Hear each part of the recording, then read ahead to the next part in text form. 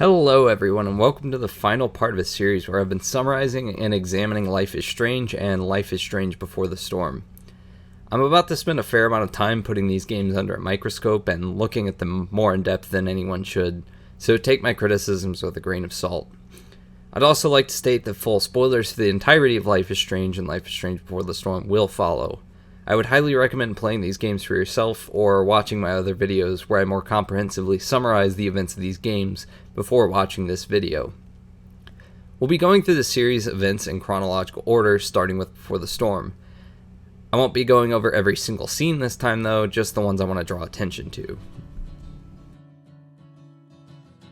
With Before the Storm's opening, one fact I immediately enjoy is it more strongly establishes Chloe's character, much more so than in Life is Strange. It's conveyed more through visuals than through dialogue, as in the sequel. From the very get-go, we see Chloe smoking a cigarette on a railroad with a train rapidly approaching, presenting the idea that she doesn't place much value in her own personal safety. She seems almost dismissive of the fact the train narrowly misses her, even seeming to revel in it. We next see her trespassing, graffitiing, either arguing or sneaking her way into a show, possibly stealing some band merch, and drinking. While the introduction to Chloe is fantastic, her initial meeting of Rachel is less interesting. When Chloe runs into trouble with another character, Rachel arrives to save her. Why Rachel's helping Chloe isn't clear to the player nor to Chloe herself, since the two barely know each other. Rachel takes Chloe's hand and whisks her away to safety. The next day, Chloe seems surprised that Rachel did this given her social status relative to Chloe's. It's almost as if the writers knew it was a leap of faith on the player's part to believe this. Later, when Chloe attempts to enter Blackwell, Rachel once again pulls her in, literally and figuratively. At this point, she's beginning to seem like a manic pixie girl, which, for those not in the know, is a trope wherein a character who's living a mundane life suddenly has their world drastically altered by the spontaneity and quirky behavior of a female character recently introduced into their life. Rachel brings Chloe to the drama classroom, and when Chloe presents her opinion on the love between Ferdinand and Miranda in The Tempest, it's a painfully obvious parallel to the relationship developing between herself and Rachel. During the junkyard scene at the end of episode 1, Rachel is acting very passive-aggressive and irritated, confounding Chloe and causing her to return the favor. Both get upset, with Chloe either making a poor attempt at confessing her attraction towards Rachel, or feeling frustrated that their newfounded friendship is already withering away. It's a powerful dramatic moment, but I can't help but feel the two are already way too invested in one another given their exposure time to each other. The main reason all this stirring of the drama pot happens though is to act as a catalyst for Chloe's rage. She begins smashing various items strewn throughout the junkyard, airing out all of her emotional issues for the player to see. This moment climaxes when Chloe stumbles upon the car her father was killed in, which seems almost too coincidental. She breaks down in tears and cries herself to sleep. The dream sequence here starts a trend of Chloe's late father, William, popping up to pass on his wisdom to Chloe. It's odd to ruminate on this though, as since he's passed away, it's basically just Chloe imagining what advice William would give to her. Episode 1 concludes with Chloe and Rachel exchanging apologies, after which Rachel explains her behavior was the result of discovering her father's infidelity. Rachel even burns a photo of herself and him together as a symbolic act of reprisal. She seems to act far too dramatic about the whole situation regarding James, and this feels like a rather weak through point to further the story and suss out some contrived drama from the plot. Moving into episode 2, we see Chloe and Rachel in the principal's office, with both getting in trouble to different degrees for skipping school, or Chloe alone taking the brunt of the punishment. I'm not a huge fan of this choice, as if you've played the sequel, then you'll know this is inconsequential, as Chloe being expelled is inevitable. Afterwards, the focus shifts solely back to Chloe, with her either accepting David's new rule on the Price household or rejecting his authoritative attitudes, which seems to fall more in line with Chloe's character. Chloe heads off to the junkyard next, where she begins maintenance on a broken down truck, which she soon repairs. She falls asleep because the game needs another opportunity to force William into the game. William very heavy-handedly warns Chloe about how beautiful things can also be dangerous, a parallel between Rachel and the park fire. I really dislike how many times they shoehorn William into Before the Storm. Despite being dead, he managed to show up 5 times throughout the game's roughly 8-hour runtime. I understand that it's meant to display Chloe still dealing with the loss of her father at a critical juncture in her life, but it still feels like a bit too much. Think of how much more impactful it would be if we only saw William in a single dream sequence towards the end of the game. It would convey this idea that Chloe has mostly moved past the death of her father over the course of these 3 years, yet still has these lingering feelings, hasn't completely moved on, and still misses him. As it stands, William acts as a sage figure, guiding Chloe towards a morally righteous path, or dispensing advice whenever she needs it. The issue here is that William kind of detracts from the story of Before the Storm. Instead of letting Chloe grow on her own, drawing personal conclusions about some of what could be the story's more subtle themes and parallels, we instead are forced to fall back on borderline exposition via Chloe's father. I have to admit, though, it does make Chloe look less capable of handling the situations she finds herself in. This might sound bad on paper, but a good character isn't always one who is strong. Chloe is only 16, has lost her dad, and doesn't have many people she trusts, so her falling back on the words of William feels believable. It also makes her character feel a bit more vulnerable and relatable as a result. Jumping ahead to the moment where Chloe steals money for Frank, the player is faced with one of the better moral dilemmas the series has to offer. Should Chloe give the money Drew owes to Damon, or allow Drew to keep it? It's more multifaceted than many other choices on offer. First, you have to consider Drew is essentially stealing the money even if he has good intentions. Frank and Damon also likely acquired the money through illicit methods, but whether these ends justify the means requires acting as a third-party moral arbiter. Drew keeping the money results in him getting injured, putting his football scholarship at risk, but his father, who just got laid off, gets some much-needed financial support. Chloe also has the option to keep the money for herself, but the player doesn't really get anything out of doing this, though you will have the option to donate the funds to the firefighters' charity at the hospital. This sequence also calls back to the scene when Chloe and Max find the charity fund in the original game, though in that case Chloe is all too eager to keep the money. This goes back to the problem that Before the Storm inherently has. Chloe's character traits have already been firmly established, so having the player able to teeter the scales of her behavior as they see fit doesn't really mesh with how I picture Chloe in my head. Eventually, we see Chloe as Ariel opposite Rachel's Prospero in The Tempest. The only additional discussion I'd like to bring up about this sequence is how overly dramatic it comes across when Rachel confesses her feelings for Chloe. This was likely intentional, as it is a Shakespearean play, so the feelings being conveyed being amplified for the sake of drama does make sense.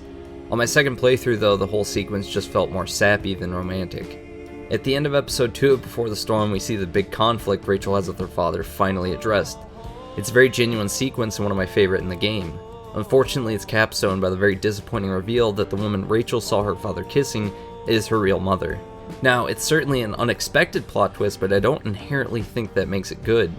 The whole through point of Rachel's character arc in Before the Storm is her mistrust in her father, and coming to terms with the fact that people shouldn't always be taken at face value, which is ironic given she suffers the same character flaw as her father. This flies in the face of that purely for shock value, and while this idea returns in the next episode, it feels as though all the momentum of that concept is brought to a screeching halt for the sake of one moment of surprise. It's as though they needed Rachel to have enough reason to get angry, enough to want to leave Arcadia Bay in the first 2 episodes, then they decided to backpedal on the idea and create a new central conflict for the final episode. They could have binded these 2 elements together by having James still being an unfaithful husband, while also preventing Sarah from seeing Rachel. This would have further shattered Rachel's perceptions of her idyllic upbringing. James's lie being twofold would also create greater emotional turmoil for Rachel, further justifying her feelings of frustration and sadness, making the idea of leaving Arcadia Bay seem like a much more attractive option. I suppose you could argue that this would paint James as more of a villain instead of a more morally gray character who has some misguided intentions about protecting his daughter. The idea that James kissed Sarah as a final goodbye makes this even weaker and comes across as poorly planned, as if they couldn't have a more justifiable reason for Rachel to question her father's nature. On the other hand, one aspect of this I do find works really well is the way that James calls Chloe out for being a delinquent, stating he doesn't want that kind of person around his daughter. The whole reason for this logic is because Chloe reminds him of Sarah, the person who he's been trying to protect Rachel from her whole life. Moving into the last episode of Before the Storm, Rachel and Chloe are given details regarding Rachel's biological mother, Sarah. James has a 180-degree personality flip regarding Chloe and now seems to think that she's the one who can keep Rachel safe from Sarah. Rachel is upset with this reveal as she felt a piece of her life was missing, and now she knows what it is. As such, Rachel wants to meet Sarah and enlists Chloe's help in doing so. Chloe's now placed in a position where she has to decide what she thinks is best for Rachel. We get to learn about the lengths James is willing to go to keep Sarah away from Rachel, discovering that he paid off Damon Merrick to intimidate the pair, which results in Rachel being stabbed. Damon also kidnapped Sarah, though whether or not this was ultimately James's intentions isn't exactly clear. I do appreciate the fact that they did give the player reason to call James's character into question, but I just wish there hadn't been such a strong red herring for the first 2 episodes. As we approach the end of Before the Storm, Chloe meets Sarah and finally gets to hear her side of the story. I do ultimately enjoy the conclusion of Before the Storm, as it has a much more thought-provoking decision that Life is Strange. Do you continue to lie about James's deed to protect Rachel from the ugly truth, allowing her to continue living a peaceful, happy life? Or do you tell Rachel the truth, tell her you met Sarah, and that James had her threatened, kidnapped, and is at least partially responsible for his own daughter being stabbed? And does Sarah deserve the chance to finally meet her daughter who she put in danger years ago? Only you can decide.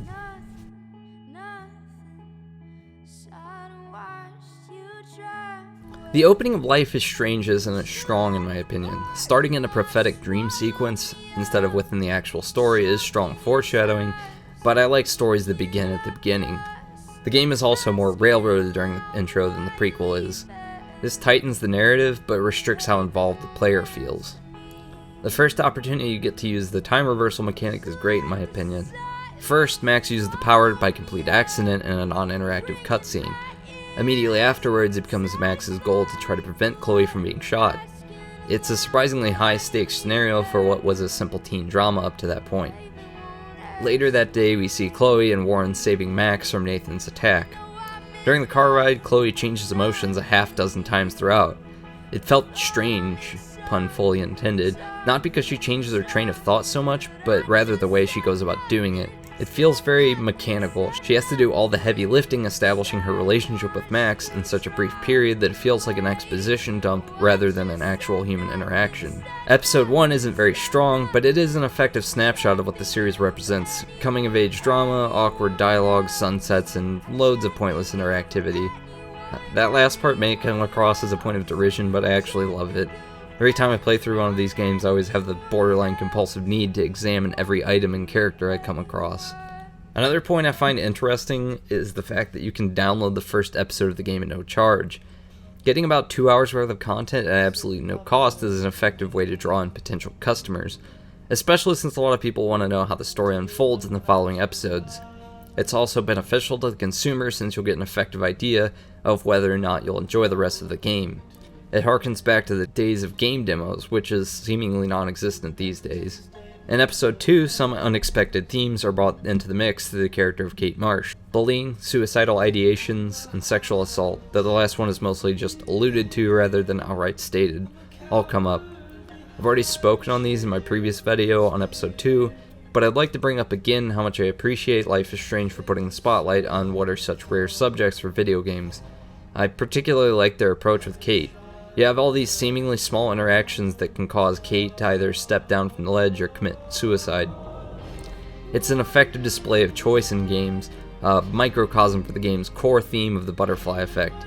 Except in this case, Max doesn't get to use her powers to try to undo her actions once Kate is up on the roof.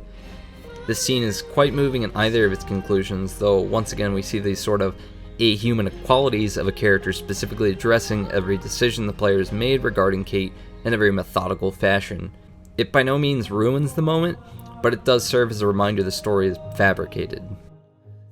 Episode 3 opens on a quiet autumn evening with Max snapping awake after dreaming about Kate.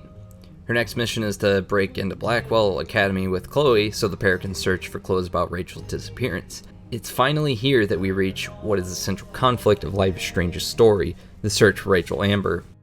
Life is Strange's meandering narrative doesn't really coalesce completely until this moment. Now the characters finally have a long-term goal that will carry them through multiple episodes. This kickstarts one of the slower sections, with the only really noteworthy plot point for the first 2/3 of the episode being Max and Chloe learning about Nathan's darkroom. The two also investigate the Price household, searching through David's belongings and later Frank's RVs for any clues regarding Rachel. While going through Frank's place, Chloe finds out that Rachel was romantically involved with him. It's never explicitly stated in Life is Strange exactly what the relationship between Chloe and Rachel is, but by gauging her reaction and what 93% of players in Before the Storm chose, I think we can safely assume it was more than friends. Once Max is back in her dorm, the player is introduced to a new game mechanic. When Max travels back in time several years after examining a photograph, Max finds herself in the moments preceding William's death. she decides to intervene, changing fate so that William won't be killed. I really enjoyed the feature of using photographs to alter timelines and wish it would come up in a few more meaningful instances. After changing the events of the past, Max finds herself once again in the present, but more than she anticipated has been changed. She immediately takes off to Chloe's house, and when she arrives, Max learns that Chloe is paralyzed. Episode 4 sees Max catching up with this new Chloe. She fills in the details for Max about how she wound up in a wheelchair. William was alive and bought her a car for her 16th birthday, and she was involved in a very nasty accident. It seems this family is fated to have vehicular misery in their lives one way or another. Eventually, Chloe reveals she is slowly dying, and she asks Max to end her life with the morphine she uses to deal with the pain of her failing body. The player can have Max refuse or agree to her request, though it has little bearing on the overall story since Max changes the timeline back to its original state. This scene just might be my favorite in the game. I found it incredibly moving, even on my second playthrough, but it does have an inherent flaw. None of it matters in the grand scheme of things. It's little more than an emotional detour, a simulation of a what-if scenario that has no bearing on the story at large. If I was less of a cynic, I suppose I would argue that it's intended to make Max reflect on how even the best of intentions don't necessarily provide ideal results, but since I'm a cynic, I would just call it padding. Padding soaked with my tears, because goddammit, this whole section is great despite being so ancillary.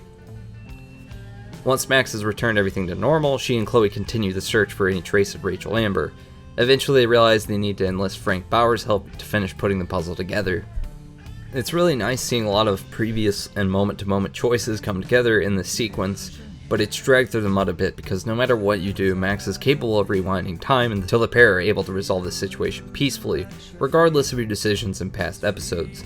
The resolution wherein Frank gets violent and Chloe ends up shooting both Frank's dog and Frank himself could have been so much more impactful if you weren't able to use the rewind feature. They pulled this trick once with Kate, ripping the sense of control away from the player that they have throughout the rest of the game. Max's powers weren't working, and your actions felt more consequential as a result. Episode 5 is really weird. Most of it takes place in illusory dream sequences. It's the most narratively disjointed of all the episodes, with little happening in the way of plot progression throughout the majority of the episode. Just a lot of artificial game lengthening. At the beginning of the episode, we see Max struggling to escape with the very limited resources she has available, many of which are photographs she uses to alter timelines. We also listen in on several conversations she has with Jefferson as he commits to the villain cliche of revealing all the details about what led him to this point, as well as his plans after. During these talks, Jefferson reveals he was taking advantage of Nathan's fragile mental state and affluence to aid in his twisted artistic endeavors. Jefferson being revealed as a third act villain is certainly a surprise, and it's inherently unsettling as he was a character we could previously trust. He was a mentor to Max and someone she greatly admired for his artistic accomplishments. When Max has this belief shattered by the revelation of his true nature, it's the death of her innocence, a concept that Jefferson is obsessed with capturing. This motif, whether it's intentional or not, is something both games have in common. Both feature characters who have to come to terms with the world not always being a place of black and white morals. Before the Storm does a better job with this in terms of its conclusion, but Life is Strange tends to pull it off via its layered characters better, minus Jefferson, who's just an unabashed psychopath. Neither are breaking any new ground by exploring this theme, but it does mesh well with the setting. Max eventually manages to fix everything by going back in time and informing David Madsen, Chloe's stepfather, about Jefferson. He arrives, and with the meager assistance Max can offer, David manages to subdue Jefferson, allowing Max to escape. She heads into town to see the devastation the tornado has wrought and uses a photograph that Warren has to travel back one last time. With another correction to the timeline, Max regains lucidity on a beach with Chloe. The two are headed toward the lighthouse from the opening of the game. While heading up the path, Max blacks out again and we begin a whole slew of dream sequences. I really have to wonder why these are even in the game. The overall theme here is Max facing the guilt she has about misusing her power. Nowhere is this more obvious than when she confronts herself in the Two Whales diner. Allegedly, this is a Max from another parallel timeline. As I said before, the infinite universe theory is interesting when hinted at, but I think so directly implying it is Life is Strange biting off more than it can chew. I think the real reason all this was included was to pad out the ending. It also acts as an emotional buffer, as shortly before this sequence, Max has a huge, tear-filled heart-to-heart with Chloe where she explains everything that's been happening. The transitionary period makes what happens before and after this sequence feel more impactful. It's essential for the story's efficacy, but I wish it could have been executed in a more graceful manner. The final bit of the dream has Max walking through a black void with still images of key moments between herself and Chloe floating along either side of the path. As she walks by each one, Chloe's dialogue from that section of the game plays. This is meant to drive home Max and Chloe's relationship, as the player will be forced to make a massive decision that will decide Chloe's fate momentarily. This particular section feels redundant. These sequences have already happened, re-showing it isn't likely to change anyone's opinion, and if they succeeded in selling how closely bonded the two characters are, they wouldn't need to reiterate it. When Max comes to, she speaks with Chloe, who realizes that to restore the natural order of the world, she has to die.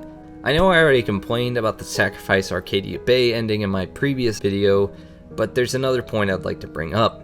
In the moments leading up to this final choice, Chloe has an important moment where she realizes how selfish she's been in the past and how much potential good she can do by surrendering her life. It's a very mature realization that solidifies who she truly is as a person. Robbing her of this moment of self-sacrifice invalidates her growth as a character and leaves her arc in an awkward limbo. These endings have been divisive among the game's community, though. The first reason being it's kind of a lose-lose scenario. A lot of people wanted a nice, happy ending tied up with a neat little bow, I suppose, but either choice you make won't exactly meet the criteria for a Disney movie conclusion. One of the complaints I've heard leveled at this ending is that it renders virtually every choice the players made throughout the story pointless. I'm more interested in the journey than the destination in this case, and I don't really care much about player agency in regards to this narrative, but while it doesn't bother me, I can see why it doesn't sit right with some players. The only other thing I could have seen Don't doing here without completely changing the ending would be by having an invisible counter track every choice. Then when you reach the final moments, the decision is automatic, based on how the players behave throughout the game. However, this method would probably be just as, if not more, frustrating for players. I do think the concept is sound, it's just often poorly executed because some decisions often seem too arbitrary to matter. Regardless, I really enjoy one of Life is Strange's endings. So, I feel like looking at game sequels objectively is always difficult. Do you judge it solely for how much it innovated on the original formula? How many times does a series have to repeat a mechanic before it's considered stale? Can you ever recreate the feeling of playing a brand new type of game that you know nothing about? I think a big part of the reason I think Life is Strange is better than Before the Storm has a lot to do with the fact I played the original first. Before Life is Strange, the closest I'd come to playing a game like this was probably Gone Home. Life is Strange just felt very unique to me. It was something that I, and a lot of other people, hadn't really seen in the medium before. And I think that's why Before the Storm fails to live up to the original in a lot of ways. I do, however, believe Before the Storm is a more consistent game than Life is Strange. I don't really have any objective evidence that I can bring to the table, but it's just a feeling I couldn't shake while replaying both of these games. The original has several sequences I didn't really enjoy experiencing again. Things like breaking into the school, most of episode 5, seeing Warren's face, were parts I didn't find that enjoyable.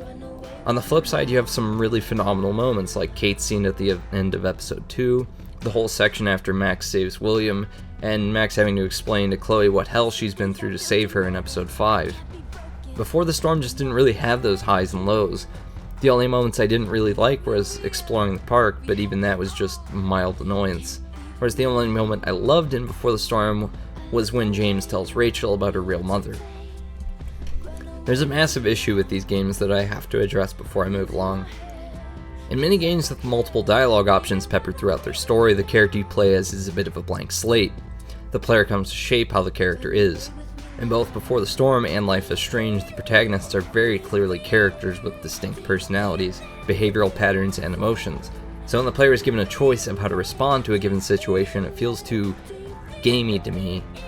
There's no reason the story of these games couldn't be told without player interaction, and if anything, the choices presented often serve to dissociate the player from the narrative.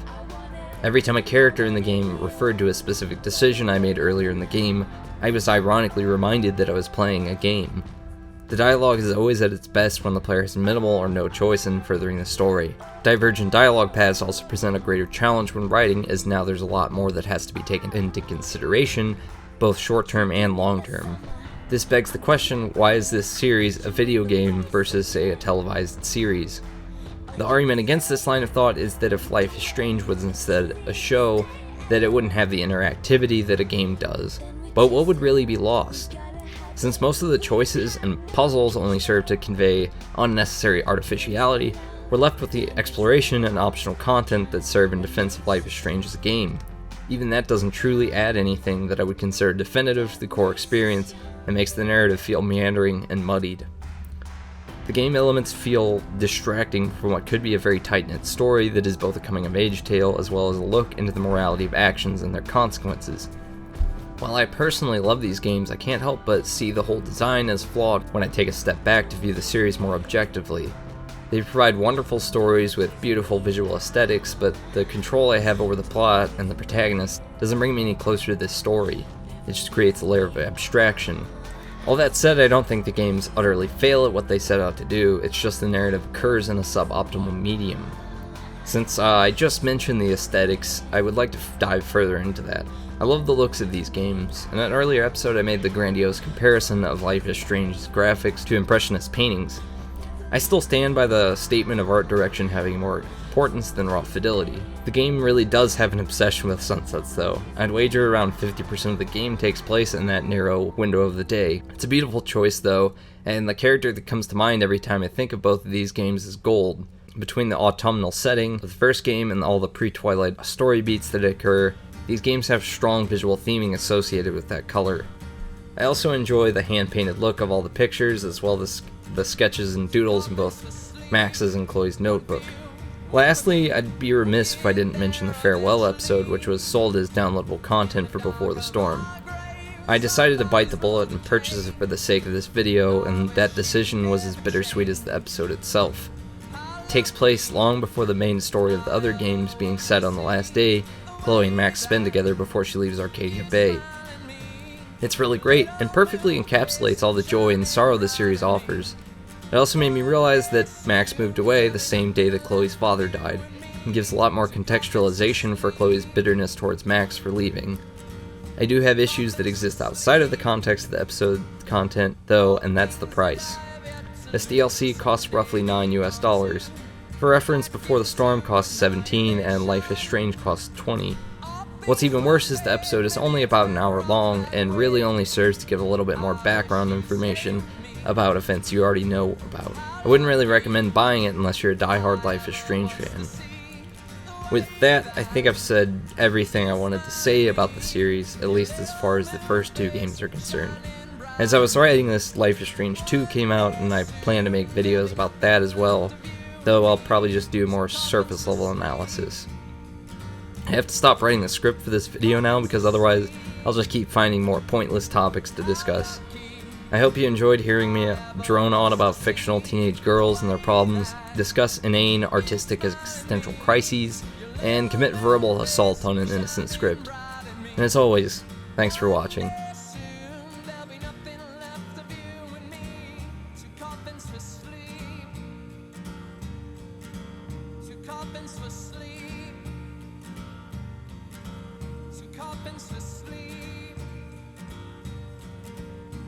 Coffins for sleep.